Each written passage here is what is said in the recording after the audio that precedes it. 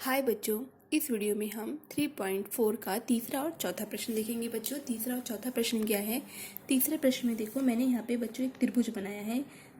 ये त्रिभुज, पहले तीसरा और चौथा प्रश्न देखने से पहले समझ लेते हैं किस बेस पर है ये।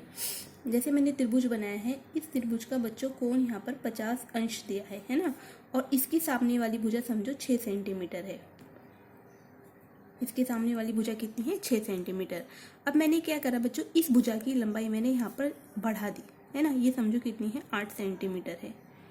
जब मैंने भुजा की लंबाई बढ़ाई तो बच्चों इसके सामने वाला जो कोण है, इसके सामने वाला कोण भी क्या हो गया? बढ़ गया।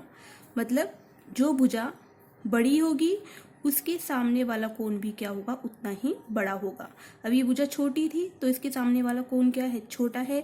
ये भुजा बड़ी है तो इसके सामने वाला कोण बड़ा है। अगर मैं समझो और मैंने इस भुजा की लंबाई मैंने बढ़ा दी 10 सेंटीमीटर है ना, 10 सेंटीमीटर। तो जब मैंने भुजा की लंबाई और बढ़ा दी तो इसके सामने वाला कोण भी क्या हो गया बच्चों? बढ़ गया। मतलब क्या, जो भुजा की लंबाई, जिस भुजा की लंबाई सबसे ज़्यादा होगी उसके सामने वाला कोण भी क्या होगा? उतना ही बड़ा होगा। ठीक है।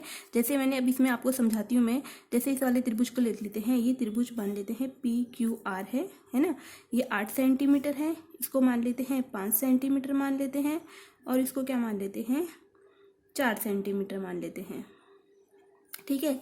तो अगर मैं आपसे पूछूंगी कि इस त्रिभुज में सबसे बड़ा कोण और सबसे छोटा कोण क्या है, तो देखो ये भुजा 8 सेंटीमीटर के सामने वाला कोण जो है P है वो सबसे बड़ा है, और जो भुजा छोटी 4 सेंटीमीटर है उसके सामने वाला कोण ये है कोण Q। तो यहाँ पर कोण Q क्या है? सबसे छोटा है। तो बच्चों यही हमें तीसरे और चौथे प्रश्न में करना है। तो तीसरा चौथा प्रश्न देखते हैं। पहले तीसरा देखते हैं। तीसरे प्रश्न में बच्चों त्रिभुज PQR में PQ आपको 10 सेंटीमीटर दिया है।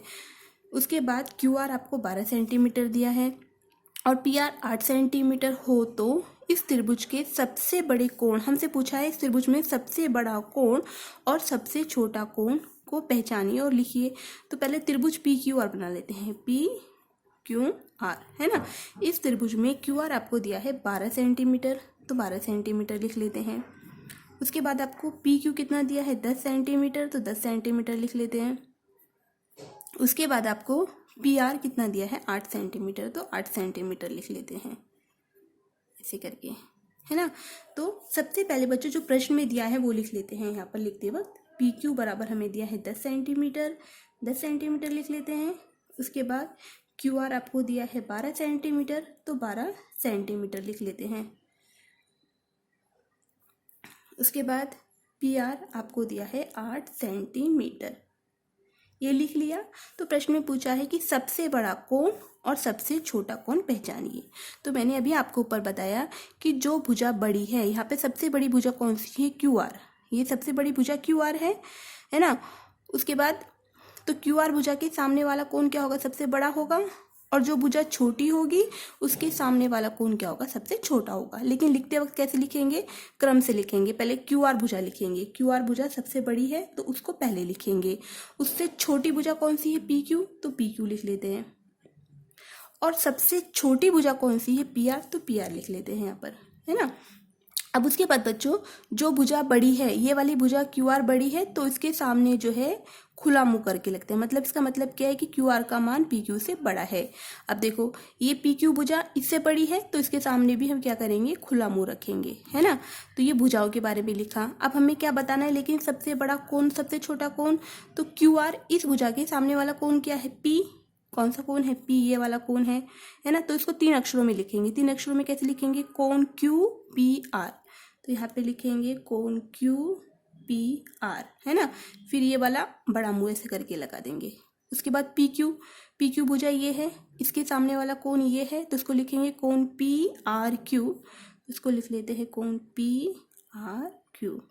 फिर ऐसे खुला मुंह लगा देंगे। उसके बाद PR के सामने वाला कोण कौन सा है? Q, तो इसको लिखेंगे कोण PQR। तो इसको लिख लेते हैं कोण PQR। ठीक है।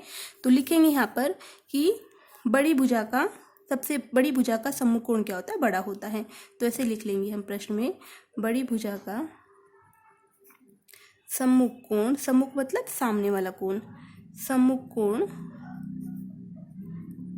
बड़ा होता है,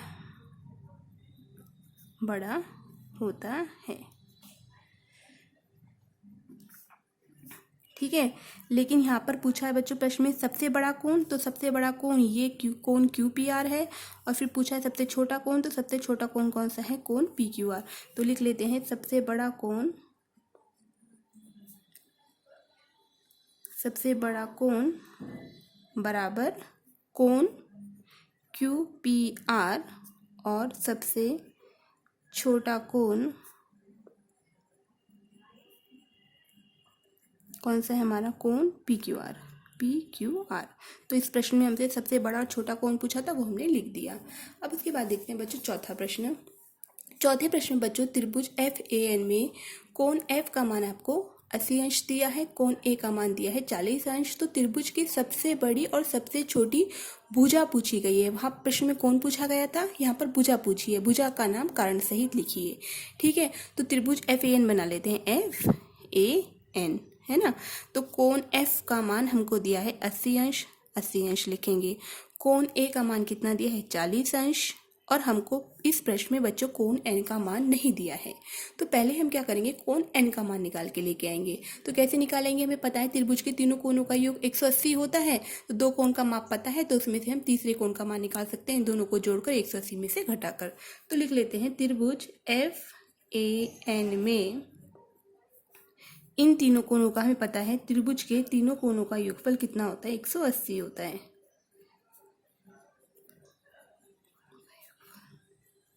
तीनों कोणों का योगफल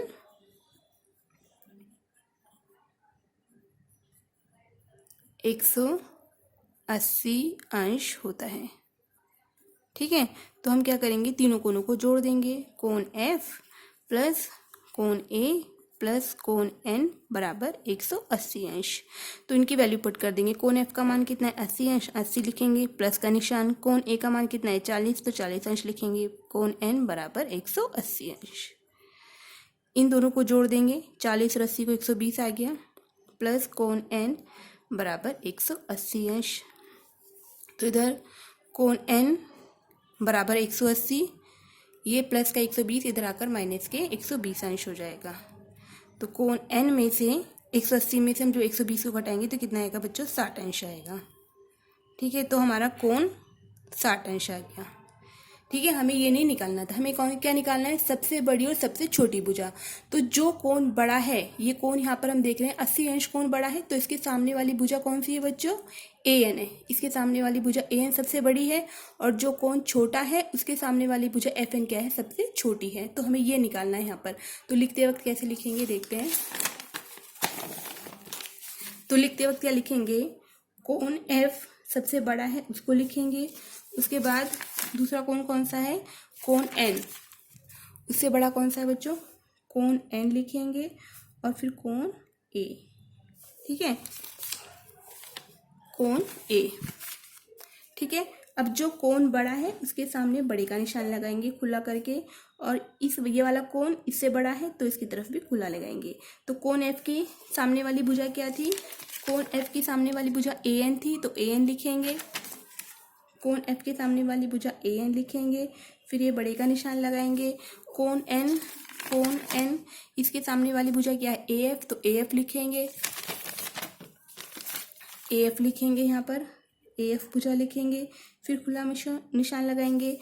और ए के सामने कौन सी भुजा है, एफ एन है, ए के सामने एफ एन लिखेंगे। तो यहाँ पर तो यहाँ पे लिखेंगे समूह या बड़े कोण की सम्मुख भुजा, बड़े कोण की सम्मुख भुजा क्या होती है, बड़ी होती है, ऐसे लिखेंगे। बड़े कोण की सम्मुख भुजा बड़ी होती है। बड़े कोण की सम्मुख भुजा, भुजा रह गया बच्चों, भुजा लिख लेते हैं यहाँ पे, भुजा बड़ी होती है ना। तो यहाँ पे सबसे बड़ी भुजा और सबसे बड़ी भुजा ए एन है और सबसे छोटी भुजा एफ एन है। तो लिखेंगे सबसे बड़ी भुजा ए एन और सबसे छोटी भुजा